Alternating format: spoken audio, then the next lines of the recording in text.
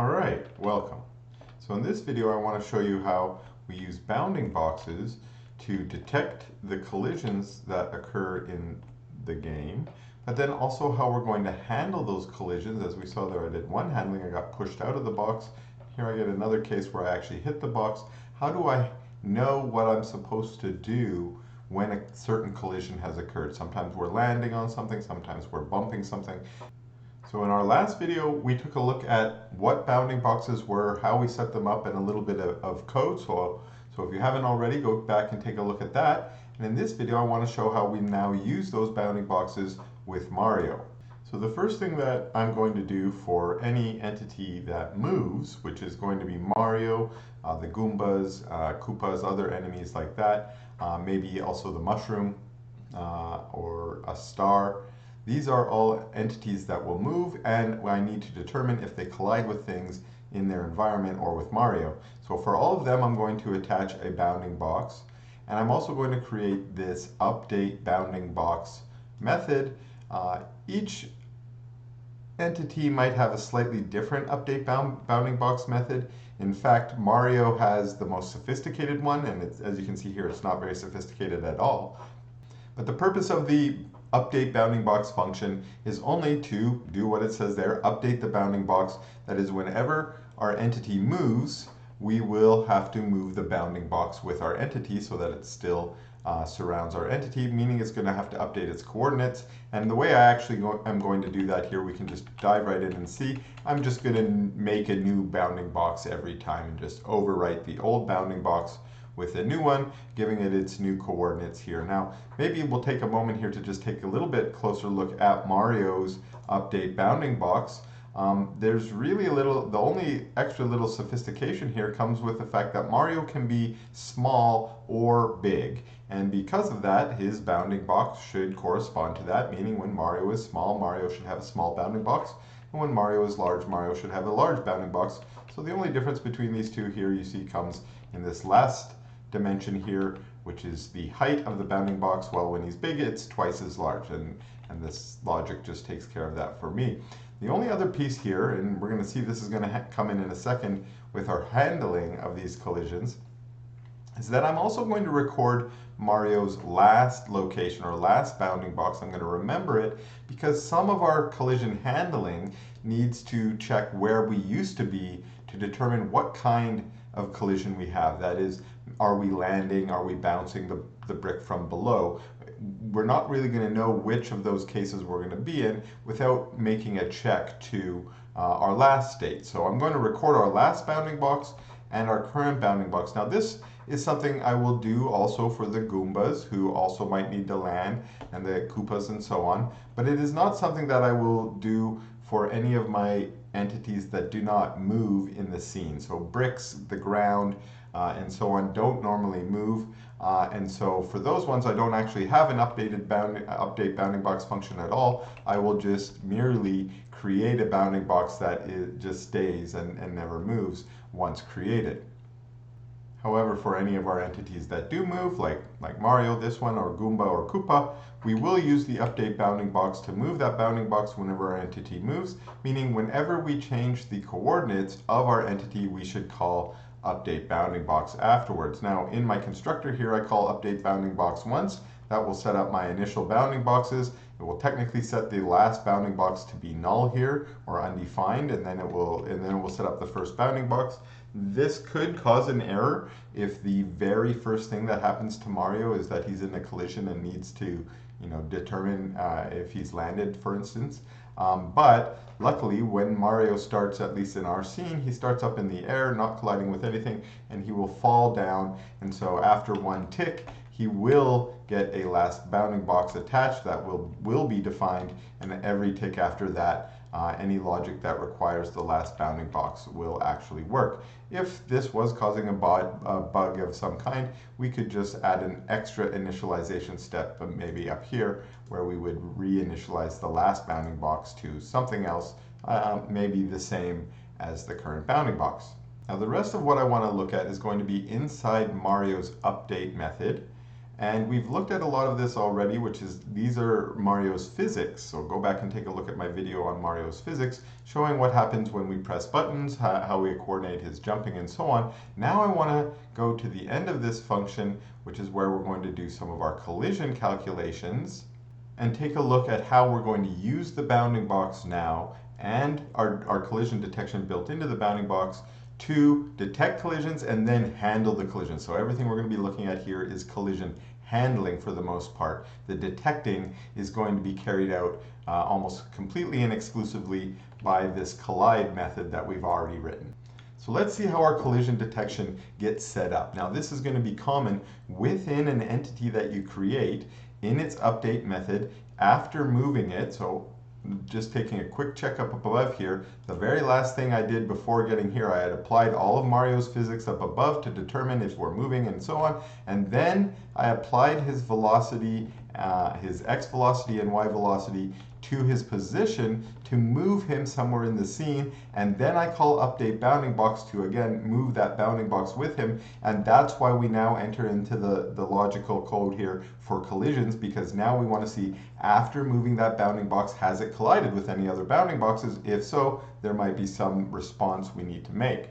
So now what we're going to do is, let's take a look at this line here. We're going to go into our game engine, grab the list of entities, that's all of the other entities in the game, including Mario himself, but also including every other entity we might have, including for instance, the scene manager. And then what we're going to do is we're going to call this for each, which is just going to go for each member in that list and call this function. Okay, now because we're going to be defining a function on the fly here inside this for each, I'm going to use the design pattern that we've introduced before. We're going to define this variable that, which is going to refer to this, that is going to refer to Mario. Mario is now going to be referred to by this that variable. So let's quickly go see what do we do inside this function when we have this entity. For each entity that we're going to be looking at, what do we do? Well, the first thing we do is we see if that entity has a bounding box. Now this is part of what we might call the broad phase of my collision detection. Here I'm trying to eliminate doing any collision detection with things that I don't need to do collision detection with. Specifically, in my Super Mario example, we have the hills in the background, the bushes, and the clouds. These are just decorative, and so there's no purpose of trying to determine if they've collided with anything. And so actually for those background entities, I have not actually added a bounding box at all to them, and so this first test will just say no, they don't have a bounding box, therefore move on to the next entity. Okay, so again we're going through our list of entities. If it doesn't have a bounding box, we ignore it. If it does have a bounding box, then what we do is we take Mario's bounding box and we call the collide method and we pass in the entity's bounding box. Okay, now again, it's important that we do this first test here, otherwise we might get an error on this line, on this function call here. But now this will return true or false. All it's going to tell us is, are we colliding with this particular entity, true or false? If it's false, we ignore, we move on to the next one. So most of our narrow phase here, where we're going to look at every other entity in the list and see if we've collided with. If there's no collision, we exit this logic very quickly. So hopefully we don't spend too much time on objects we're not colliding with. But if we do collide, then we enter into this larger sort of if branch here that includes a number of different cases depending on what might be happening. Now, this is mostly just the first logic that I programmed in, because the first thing I wanted to do for Mario was get Mario landing. And so the first thing I did was program in the case, what happens if Mario is falling? And that's just when Mario's y velocity is greater than 0. Now, technically, the way that my physics works in Mario is Mario's always falling, except that if Mario is on a platform, already standing on a platform, then this landing logic that I'm about to look at here is just going to keep Mario on that platform, always landing on that platform. Otherwise, if Mario is actually falling and this tick is the tick where they've reached the platform, then this is the logic that's going to happen. Now, when I say a platform, I have a couple different entities or objects in my game that technically are platforms. I have the ground, which is just the default ground for Mario. Most of the levels have default ground. I have bricks, which are technically bricks or question blocks or other types of blocks that have similar to brick functionality. A block is also, it's sort of halfway between a brick and a ground. It extends a little bit further than just a single one brick. And so it behaves a little bit more like a ground, and it doesn't have any interaction capabilities like a normal brick where we could break it or bounce it and see what was inside. And so it's simpler. I've got it split off. And then tubes would be the last one. So all of these are things that I might be able to land on. So here I'm falling, I know I'm falling, and here I'm saying, is this entity a type of thing that I could land on? If not, I'm already ignoring it or moving down into the logic down below. Now this next bit here, notice I'm going to be using the last bounding box. So this is, remember in our update bounding box function, this just records the last location of the bounding box. And so here I want to make sure, so I've verified that I'm falling and this is the type of thing that I could land on, but now I want to make sure is before I got to this collision, was I above the box, above this platform? So I check my last bottom. If it was up above the current top, then this will be a case of landing. Now I've also got equality here to handle the cases, like I said, Mario will always be falling in my simulation. And so if he is currently standing on the block, so in the last round, if I was standing on top of this platform, and then this round I'm falling into the platform, then this will count as a case of landing as well. Now again, Mario, as we've seen, because Mario can be small or large, I've got different logic for smaller or largeness, just because, well, I have to place the larger Mario at a slightly different location. But in either case, what I'm going to do is I'm going to set Mario's Y location, so his vertical coordinate, to be the top of the platform I'm landing on. Now, of course, the problem is Mario's Y coordinate is actually his top coordinate. And so we want to set the bottom of Mario onto the platform, not the top of Mario on the platform. And that's why I minus off the block width, which is how tall Mario is, or 2 times the block width if Mario is big. The last thing we'll do in both of these cases, actually I could bring this logic outside, I now realize that in both cases I'm going to take the velocity of Y, the vertical velocity of Mario, and set it to 0. And so since I'm doing that in both cases, I've just moved that extra little bit of logic outside. The other thing we're going to do here, and this is, in most cases I'm going to be in state 4 if I'm actually falling. State 4 is the jumping state, which has got the single animation for jumping. But if I'm not technically truly following, I might actually be walking or running or idle, which would be state 0, 1, or 2. But if I'm in state 4 and I'm falling, then I will just set my state to idle. Now, you might question here, why not set it to running or walking if he's actually moving? I have additional logic down below that will change this state, that if he's in state 0 and he's actually moving, say, to the right, then we will change to a walking state or a running state. So for now, this is sufficient to stop him from being in the jumping state or falling state and being into one of the on-the-ground states. I just default to the idle state. Now, I also update the bounding box here because this logic up here moved Mario again. Okay, so we've now moved Mario again, and now we should do the update again.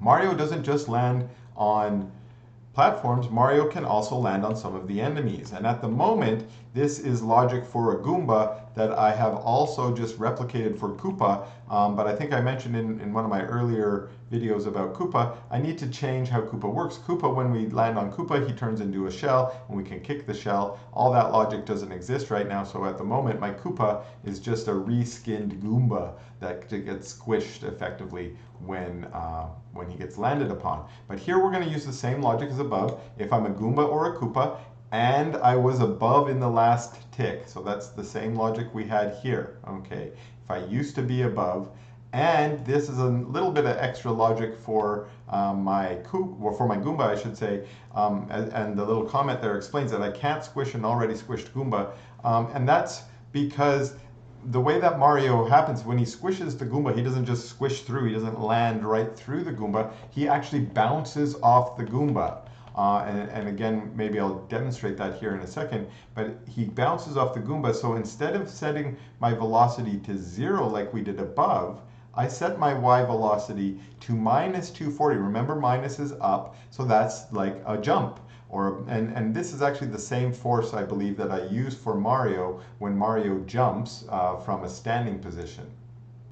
And we can see that here. This is the same jump velocity for Mario from a standing position, actually, or a slow walking position. That's what I'm going to use to produce the bounce effect when Mario lands on a Goomba.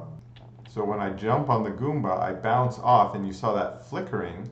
And so the flickering, I don't want to be able to bounce off a flickering Goomba, and that's what the logic here for the not entity dead is. When he's flickering like that, he's dead, so I won't bounce again. That's just to stop me from bouncing again, and we saw that in this case he did bounce. Now the only last piece of logic I've got here is that I've also set the Goomba to be dead. Setting the Goomba to be dead here is just a signal for the Goomba to go through its own death animation and eventually remove itself from the playing field. So I do let the Goomba take care of its own state, but in this case, Mario is actually going to change the state of the Goomba, which is slightly against our normal object-oriented programming design patterns. The Goomba should probably be in charge of its own state, but this is because, at least for simple games like this, it makes sense to make almost all of the collisions happen in the same place, because almost all collisions in this game are with Mario, and so I put almost all the logic for my collision handling also in Mario. And this is sometimes common, even though, like I said, it violates some object-oriented programming principles. The next thing I want to look at is some of the logic related to bouncing my bricks. Okay, so I'm maybe going to start here and just demonstrate. I've copied the original Super Mario logic as much as possible, at least the behavior. I don't know if I've got the same logic behind it, but one thing we'll see here is, so if Mario were to jump right now, we would see that Mario should collide with the brick above him. At least those squares that I've got drawn there are going to collide. But in the original Super Mario Brothers, that would not normally bounce the brick. And in fact, I'll show you the behavior here. You can see, I'll do it again. He gets pushed out of the brick a little bit. Oop, and now I'm bouncing the brick.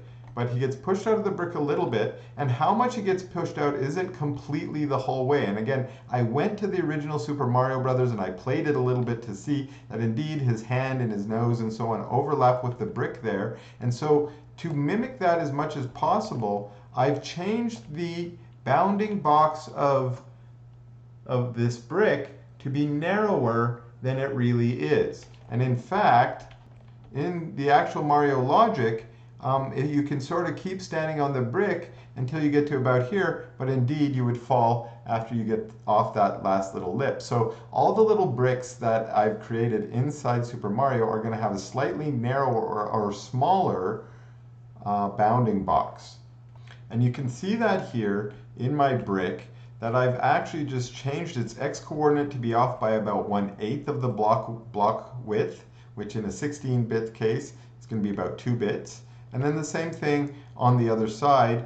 I've done that by making its width only be 3/4 of its original width, and that's going to give us a little bit of wiggle room on the left and a little bit of wiggle room on the right. Now the other thing you'll notice here inside my brick, is that I have more than one bounding box. I have a left bounding box, a right bounding box, top bounding box, and bottom bounding box. And at the moment, I don't actually have them visualized. So maybe let's add a little bit of logic here to visualize them. So now that I've added a little bit of logic to visualize these other bounding boxes, you can see that I've actually ended up creating, for each of my bricks now, 5 different bounding boxes. There's the one larger one that we could see before that I was using to push myself out of the block, like that. But then there's going to be 4 other ones that I use in the logic to determine basically which part of the brick I'm hitting, to differentiate between bouncing the brick and being pushed out of the brick. But then likewise, you'll notice here, and maybe you never thought of this while playing Mario, but if I'm standing under both of these, if I jump up, I should technically hit and collide with both bricks, but when you actually play Mario, he can only hit one brick at a time, and in fact, it depends on which one he's hitting the center line of the brick. So it's not the edges of the brick that matter, it's the center line of the brick that you might hit. So again, when I'm hitting the center line, that's the one that I should be bouncing. So let's go see how I've got that logic.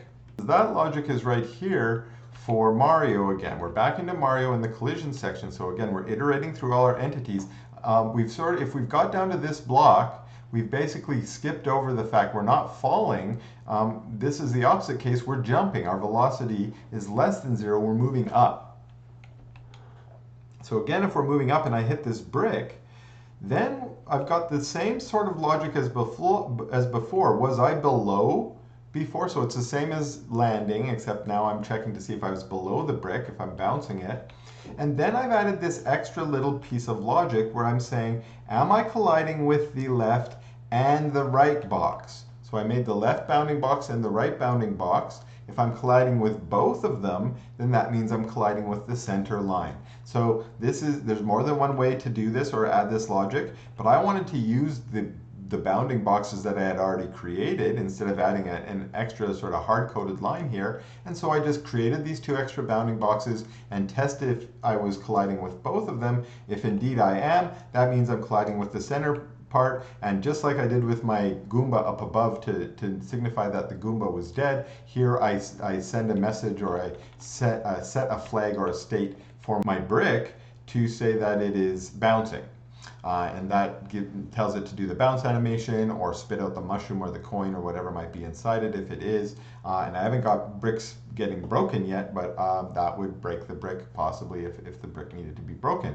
The other thing I've done in this logic is just like above, in landing, my vertical velocity should stop because I've landed. Well, in hitting the brick from above, if I'm moving up, if I'm still in a jump, this should stop my jump. And this should knock me down to a 0. And then, of course, applying any gravity after that should start my fall. And so this is what will stop my upward momentum when I hit the brick. Okay, so we've got falling and we've got jumping or moving up. So the rest of this is if we're not basically falling or moving up, we're probably moving left or right is likely what's going to be happening down here. And so the next thing I wanted to do was stop me from moving through bricks and so on if I'm moving into them from the right, or if I maybe jump into them from the right or the left. So to do that, again, I've got a couple tests here. Is it a brick? Now this one might look a little bit weird. I'm also checking this type flag. I use the type to determine what kind of brick it is, and really this is just being shorthand for is this type not equal to 0, because the entity type equal to 0 is when we have a hidden invisible brick. So on the first level of Super Mario, there's an invisible 1 up question box hidden in the level, and so to implement that, I've created this entity type 0 is invisible. So that's why my comment says here, what happens if I hit a visible brick? Why? Well, you're not supposed to be pushed out of the invisible brick unless you've hit it from below. For instance, you shouldn't be able to land on the invisible brick too. I might actually have that logic still in there. I should maybe double check up above, but this is just intended so that I don't get displaced out of the invisible brick. But assuming it's a visible brick, then what do? I now use the top and the bottom to see if I've hit the side. It's still the middle line, but on the side. Now, why did I do that? The reason is actually that Mario doesn't get pushed out of these bricks, at least in the animation in the original version that I was playing, until he reaches about the middle of the brick. He doesn't get pushed out right away when he hits the brick. He goes through the brick a little bit. Again, it's probably an artifact of the original Super Mario Brothers collision, but because I wanted to mimic that, this is how I've set it up. If it collides with the middle line, then I will push Mario out. So that's again the logic here that's saying, okay, I've now hit the middle line, and now what I'm going to do is I'm going to say, okay, well, which side of the brick am I colliding with? Because I need to be pushed out of the brick now. If I'm on the left side, I will get pushed out to the left. If I'm on the right side, I will get pushed out to the right. So again, I've got a little bit of logic here, changing my x-coordinate. My x-coordinate, remember, is the left-hand side of Mario. I'm going to change it. If I was on the left-hand side, I'm going to push out to the left. But again, as above with landing, we need to offset by this block width because Mario is 1 block wide. The other thing I've added here is, as you would expect, just like when hitting a brick above while jumping, hitting a wall while walking or running should reduce your velocity to 0. However, there's a very slight and subtle bug that I encountered when running this, which was very rare to encounter, which is sometimes you would be moving away from the brick while you were actually colliding with it, and you should still be allowed to move away. So the test I've put in here for when I set my velocity x to 0 is if you're still moving into the brick while you collide with that brick, then I will set your velocity to 0. But if you are moving away, I'll let you still move away. And it just stopped a very bizarre collision bug that I noticed. Again, it was very rare when you were maybe jumping through the corner of a brick, but you were jumping away from the brick, and it would snap you back to the brick. That doesn't make sense. Again, since in this collision handling step I moved my Mario, I should update my bounding box after moving Mario. This logic here is actually very similar to what we just talked about, except it's for tubes and blocks and the ground, and they're actually a little bit simpler in their behavior. They don't have different types like the brick up above did, so we have that extra little bit of logic, but otherwise it's fairly exact. Otherwise, this is exactly the same logic for pushing us, again, to the left or the right if we collide with a tube or some other physical impediment. So the last little bit of collision logic I have here has to do with power-ups. The only power-ups I've created so far are the mushroom power-ups. And I have both kinds of mushrooms in there, so you can see here, if it's a growth, I change Mario's size to be 1, which grows Mario. Or if I get the 1-up mushroom, I change my 1-up value, which hasn't been used for anything yet, but this is the place where I'll get the 1-up. The only other thing I do is when I grow, I have to move Mario up by 1 block width because he gets bigger, so his coordinates change. And then the last thing I'll do, and this is something maybe I haven't mentioned yet, but when the mushroom gets, when it collides with Mario, it disappears. So how do we make it disappear? Well, we tell it to remove itself from the world by setting the remove from world flag to be true. Now, most of our entities won't have a remove from world flag. It's usually just going to be undefined. But if you ever want to set one, if you ever want to remove one from the world, just set it to be true. And then we can see here in our update in the game engine that if it's got its remove from world flag set to be true, 1, it doesn't get a chance to update, but 2, it will also eventually get spliced out of the entity list so that it is gone and will no longer be in the game. I do a similar thing for my Goombas, except remember that Goomba has to animate himself dying before he removes himself from the world. So Mario does not set Goomba's remove from world flag. Instead, it sets Goomba's dead flag.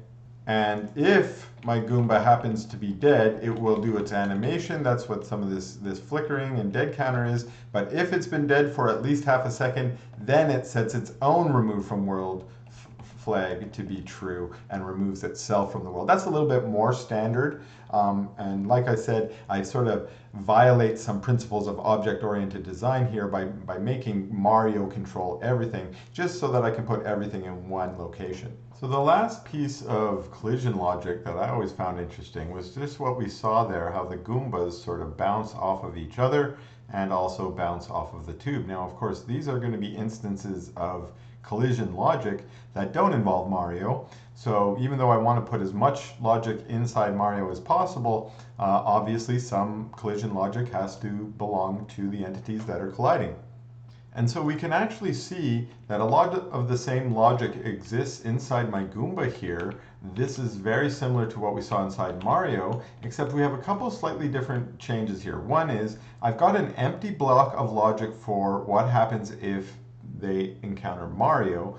I had left this empty thinking that I might put some logic in here before, like they might set themselves to die, but as I mentioned, I violated that principle of object-oriented design, so this remains empty. Now, why do I leave it here? Well, I don't want Goomba to do anything if it encounters Mario. Mario will take care of all the collisions. Otherwise, the Goombas, just like Mario, are always falling, and so they will also need to land, and occasionally Goombas will fall off of a platform and land, but then they also bounce off of each other. And so that what this logic is going to do here is if it's not Mario and it's not going to be something that I'm going to be bouncing off of, or I'm landing on it, sorry, it could still be the ground or a brick or a tube, but it's not something I'm landing on, then I've got this very simple piece of logic here. Now let's go through, there's two pieces of test here. First, I'm saying entity is not equal to that.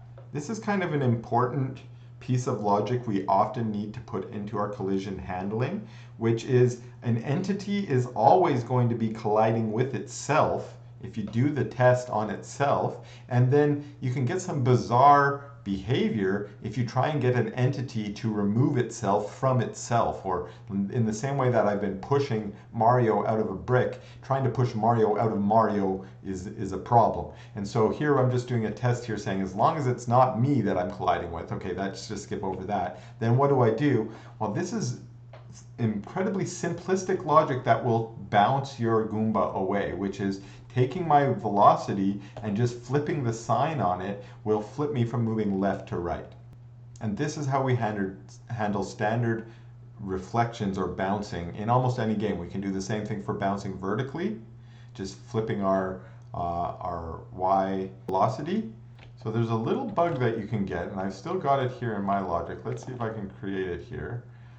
Perfect, I've got it. So what's happened here is this logic that I've got here for Goomba bouncing, I also have for my mushroom bouncing. So it has very similar logic because it has to bounce off of bricks and tubes and such as well. And what this logic is doing right now is it's saying if you collide with one of these other things, then just flip your velocity around and that will send you walking the other way. Now, this logic relies on an assumption or a hope or a belief that if you take a step away, you will no longer be colliding with me. If you take a step away from the tube, for instance, you should no longer be colliding with it, which means this line won't get triggered again. But what's happening with my Goomba and my mushroom right now is that the Goomba is colliding with the mushroom, and the mushroom is colliding with the Goomba, and they actually are going to switch, they each switch their own velocity